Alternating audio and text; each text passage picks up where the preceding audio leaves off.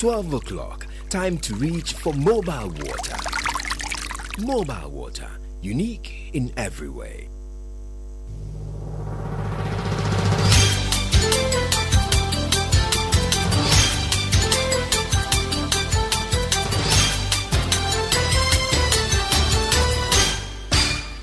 Hello, good afternoon. Welcome to the Midday News.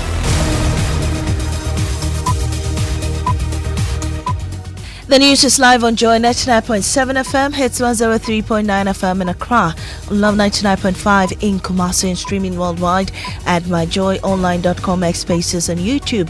We're so live in all 16 regions of Ghana via partner stations, including Radio Justice Tamale, Lolonyo FM Hohoi, Nkiligi FM Bali, Castle FM Cape Coast, Oil City Radio Takrady, Ganga FM Jirapa, and Radio Freed in Nandam. This afternoon, civil society organizations are demanding an immediate review and possible cancellation of Government of Ghana's 2022 contract with AKSA Energy, citing the U.S. conviction of former TOR MD Asante Kwaku Berko for bribery in the United States. We were in a hurry to push for its renewal, and it got done. We cannot continue to work with people who have been indicted for bribery. This contract needs to be reviewed. We have details as the Attorney General launches a probe into the power plant contract scandal, warning that every individual found to have played a role could face prosecution.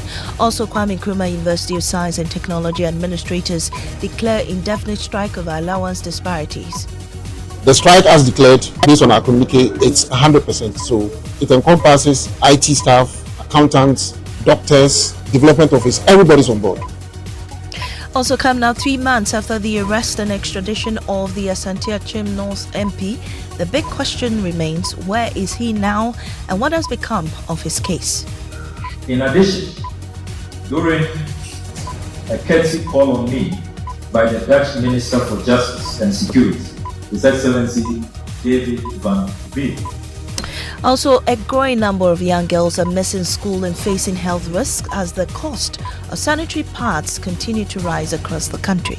Yeah, me yes come from to pad no. It's yeah me tinafi. No ma use toiletry and antumago. I don't come to school about 1 month's time or 2 weeks. Then I use the toiletry. We'll bring you more in our special hotline documentary, Menstrual Poverty, as residents in one small community in the Jumako Enyan Isium district of the Central Region are taking matters into their own hands to change the narrative and keep girls in school. When ananamu nyaso de nkranhwem de obiara ebehu de oba onyinsen a school onko school ponehwe age nemu de onye proper de onyinsen a ebehu de our parents no seriously. In sports, Ghana's World Cup hopes remain alive despite defeats to Malawi in the quarterfinals of the Women's Africa Cup of Nations.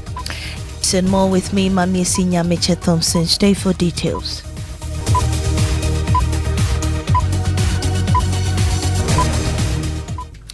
This afternoon, civil society organizations are demanding an immediate review and investigation into the circumstances surrounding the renewal of the AKSA Energy agreement with the government of Ghana in October 2022.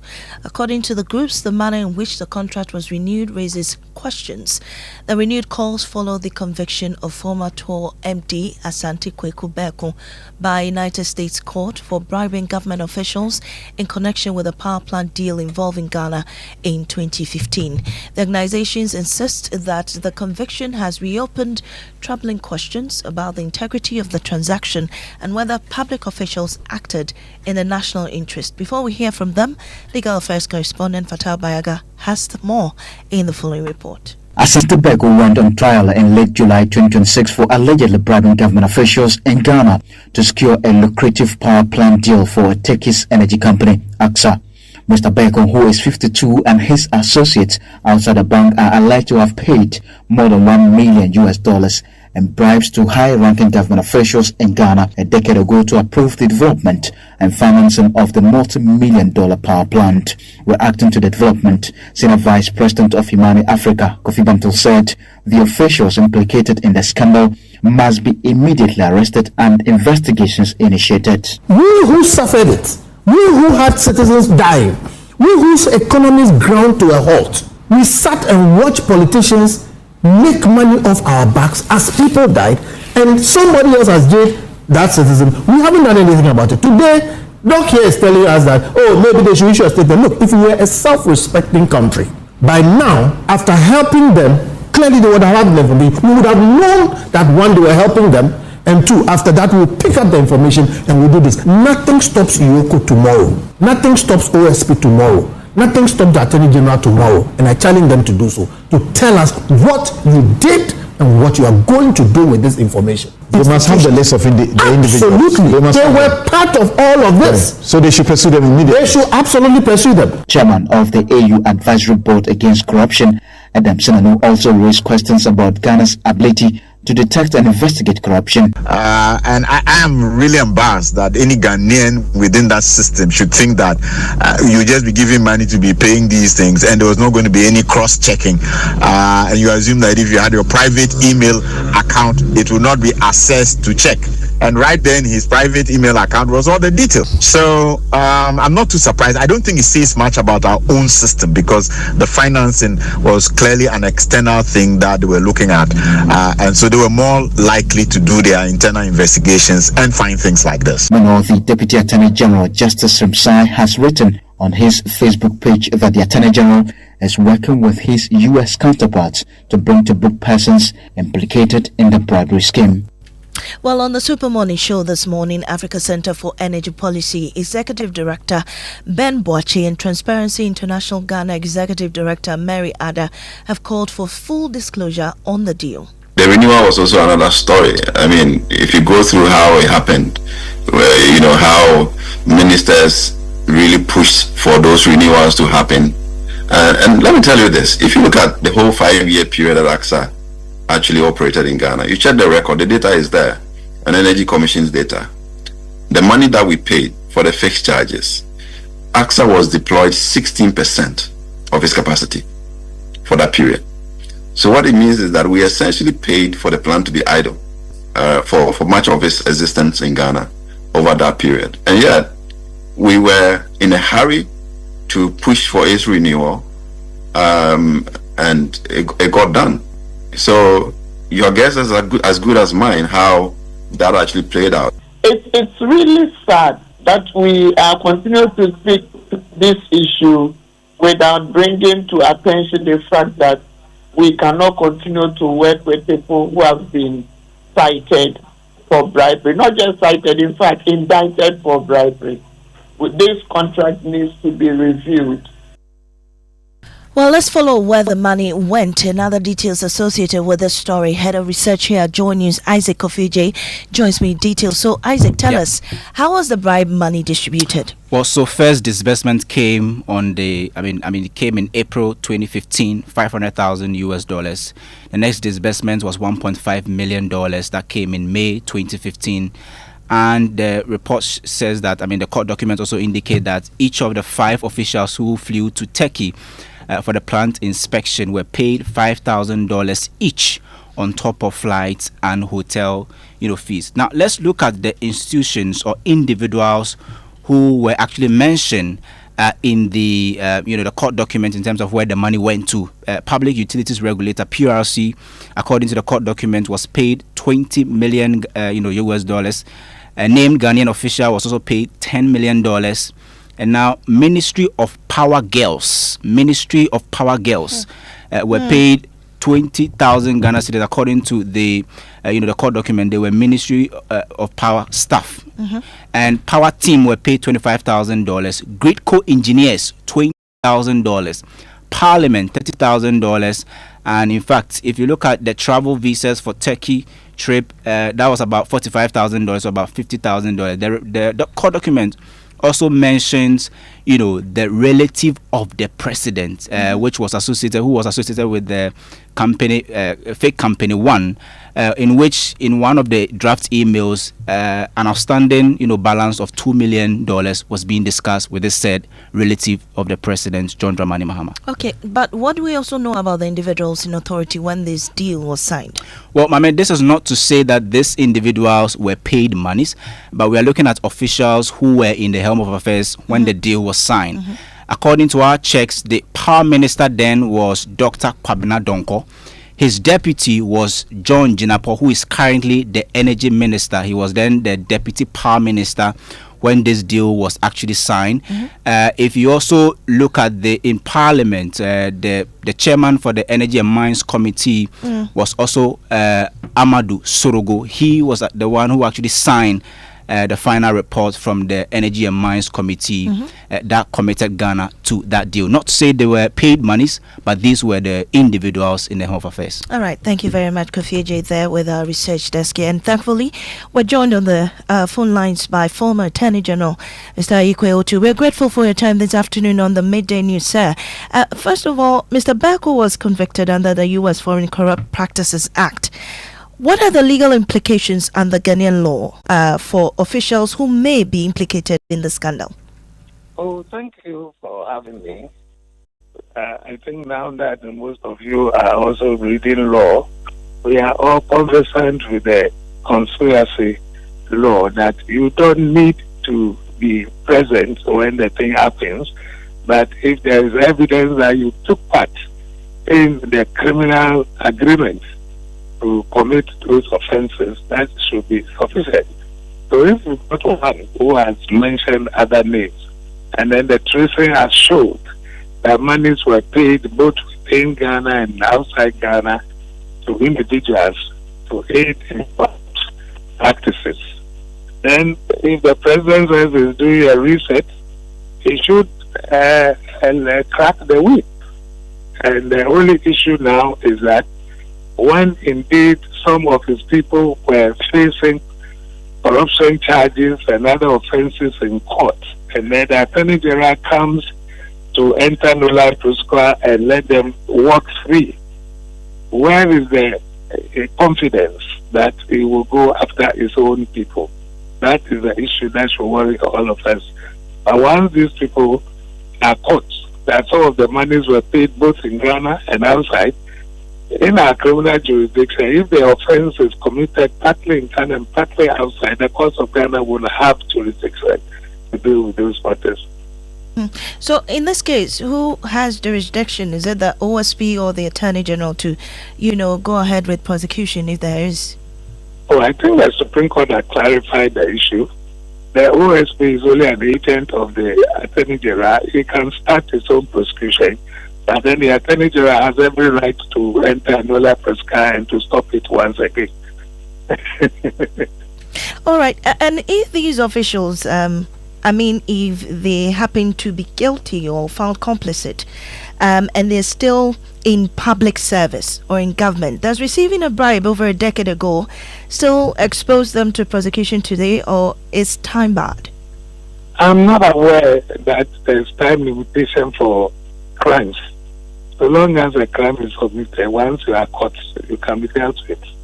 I'm not too sure that there is any limitation regarding offenses. Right. And if bribes were paid and Ghana lost money, can the state recover assets under the Anti-Money Laundering Act? Oh, I mean, a court can always make an order having convicted you to confiscate some of your assets and make sure that at least Ghana benefits by taking back what we have lost, or recovers, not benefits, but recovers at least whatever we have lost. So I don't think there will be anything wrong with a judge making an order that you should refund or that your properties be confiscated under the Anti-Money Laundering Act and all those things. That power is there. All right. We're grateful for your time, and that is former Attorney General Mr. Ayikwe Otu. Now, the Ghana Association of University Administrators at the Kwame Nkrumah University of Science and Technology has declared an indefinite strike effective today. The association, which comprises non-teaching staff of the university, is protesting allowance disparities and the poor working conditions of its members. The strike is expected to affect service delivery at various administrative offices, including IT, accounting, development departments, and the university's hospitals, as the administrators lay down the tools. Secretary of the association, Sally Kwadwo Asante, spoke with the media following an emergency association meeting. I is on strike simply because there is widening disparity in the market premium offered by government and related allowances. Comparatively, if you peg the least teaching staff allowance in relation to the highest non-teaching staff, you will see a disparity of not less than 50%. The executives of GAWA have made such efforts. They have written to the fair wages and the government, other parties in government, but regrettably we couldn't get any positive response from them.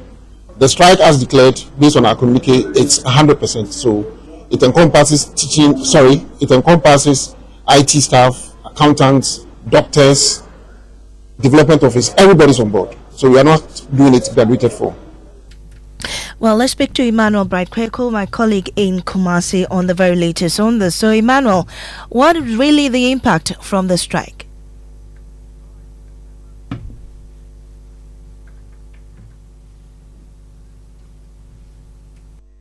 Emmanuel, if you can hear me, unmute and speak to us. Want to understand the impact this is having on schoolwork.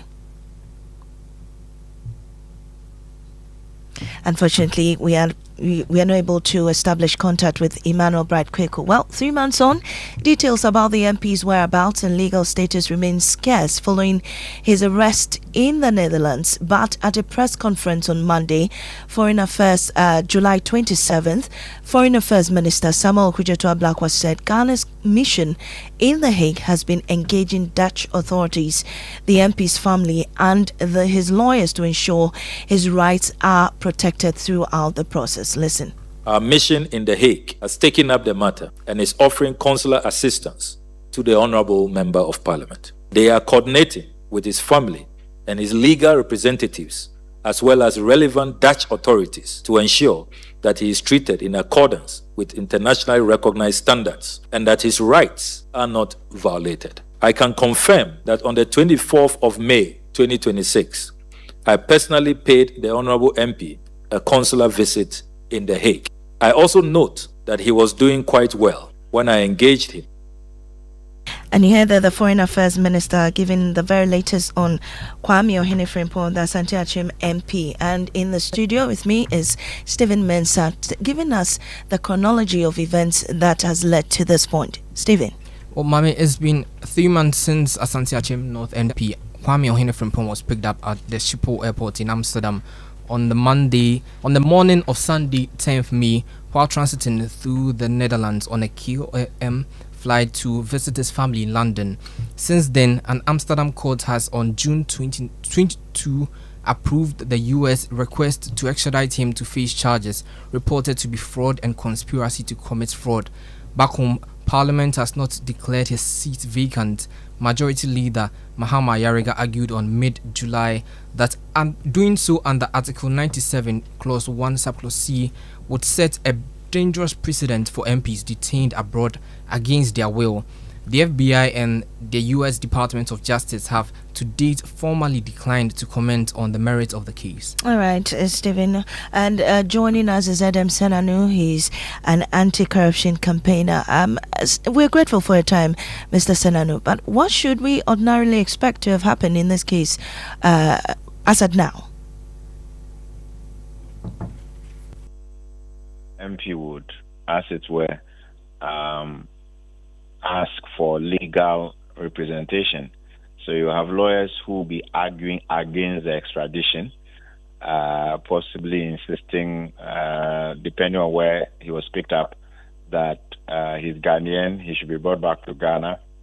And the US will have to have its lawyers also in the Netherlands, wherever he was picked up, arguing this case in the courts there.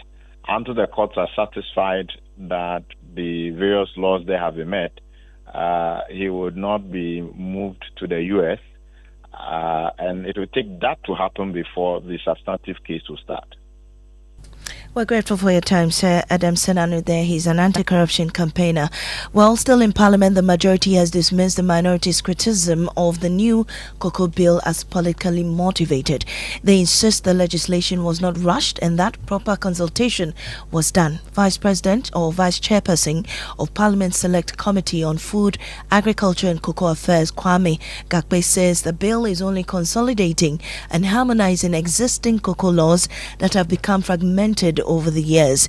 First, listen to the ranking member on Parliament's Food, Agriculture and Cocoa Affairs Committee, Dr. Isaac Yao Opoku, who raised concerns about the passage of the bill at an MPP press conference on Sunday. The President to withdraw assent to the Ghana Cocoa Bill 2026 and return same to Parliament for broader stakeholder consultation. We also ask Parliament to remove or substantially narrow the ministerial exception in clause 4B so that any expansion of Cocoa Board's mandate requires an enactment.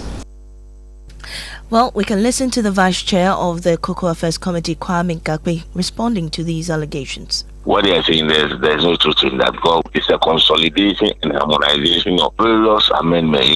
During the year they continue to amend the law and then it's become fragmented. So as part of the government strategy is to consolidate the existing cocoa farmers have been consulted. Those who farm have been consulted. If bills are referred to committee on constitutional and legal affairs, we always meet and then both sides meet and then deliberate on go through the bills and then they'll do plus and minuses to do necessary corrections before. So no bills comes to the committee without consulting the stakeholders. So if anything to go by saying that the cocoa bill consultations were not done, it's not true. It's just a cheap politics gathering.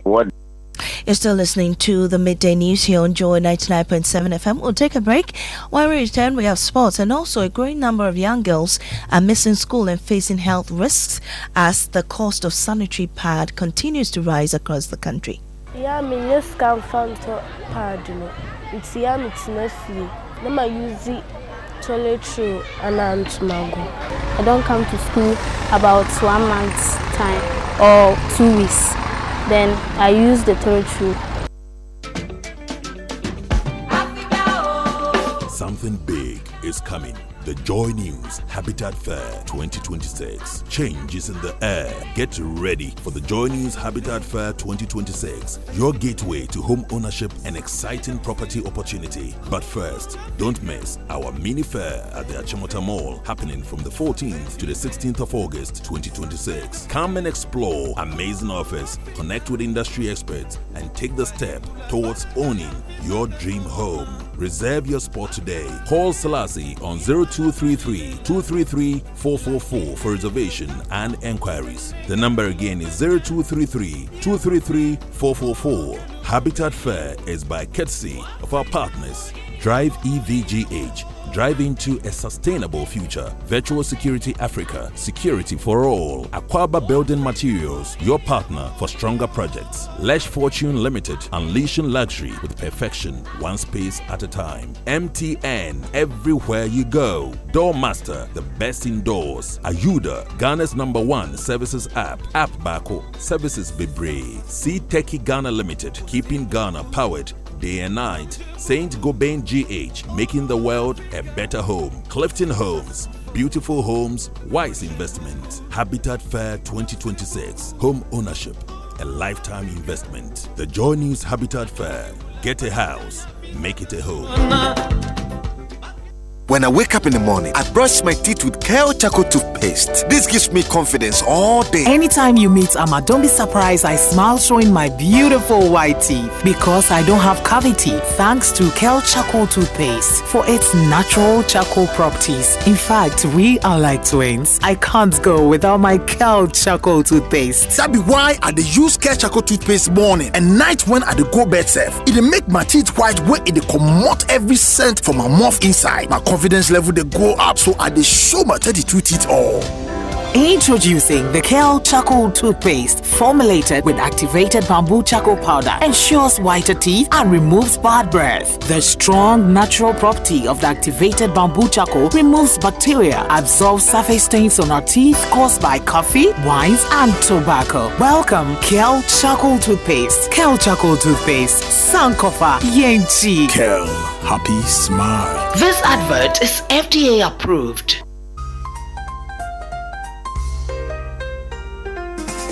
Welcome to White Restaurant and Garden right here in Accra.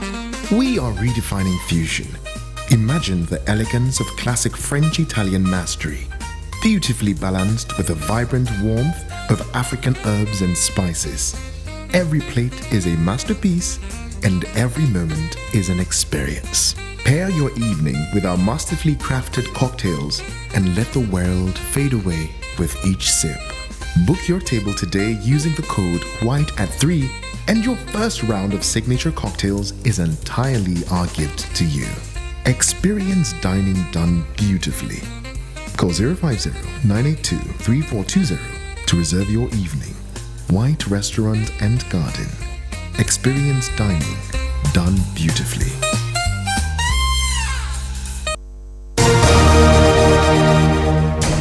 Welcome back to the Midday News. We have sports with Mubarak Harina. Mubarak. Yes, Maame, Ghana's hopes of securing automatic qualification for next year's Women's World Cup ended after the 2-1 defeat to Malawi in the quarterfinals of the Africa Cup of Nations.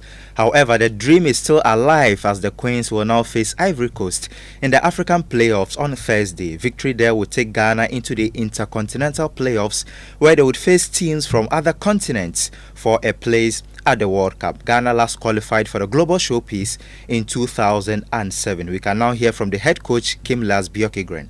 Feeling is probably one of the worst that I ever had. Maybe potentially the worst feeling I had in 20 years of coaching. I'm feeling so much for Ghana. I really wanted to help them to go to the first World Cup in 20 years. I know there is another opportunity and a chance for us to go through some other games and qualify for the World Cup. That's absolutely correct, but we went all in. I'm feeling empty right now. Kim Las-Bjorkegren is the head coach of the Black Queens. Back to you. Thank you, Harina, and good to see you again on the Midday News. Well, away from that, for many girls in Ghana, menstruation is more than a monthly cycle. It means missed classes, shame, health risks, and for some, dropping out of school entirely. Despite efforts to make sanitary pads affordable, many families can't keep up.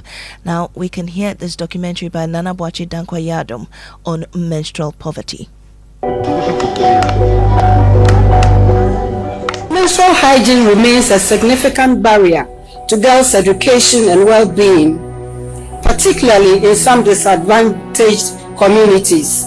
Menstruation is a natural biological process, but for millions of girls in Ghana, it is not just about blood, it is about shame, fear, poverty, and missed dreams.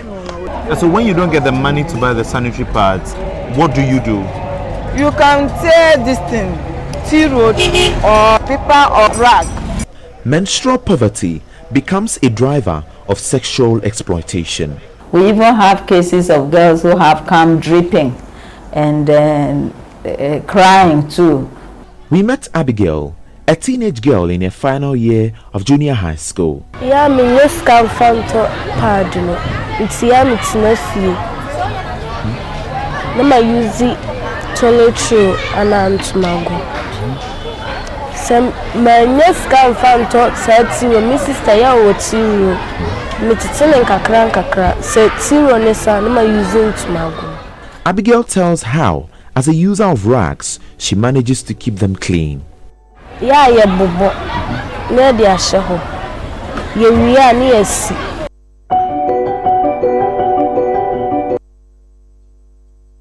Let's do the National Science and Maths quiz now. Now, 6 schools chicken out of the Upper West Regional NSMQ contest even before the battle for places at the 2026 championship could begin.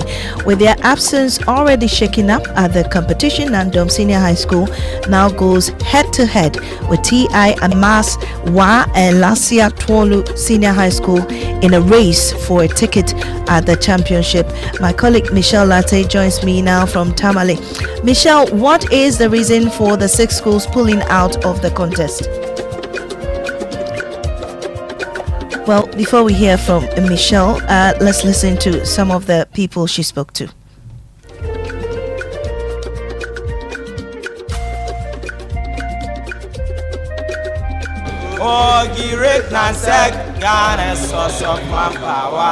I'm very happy for our team winning to go for the nationals. We will be happy to see ourselves there. Were you impressed with today's performance? Oh yes, very impressed, because we are actually also mourning our senior housemaster who just passed on some few days ago, who happened to be our coordinator.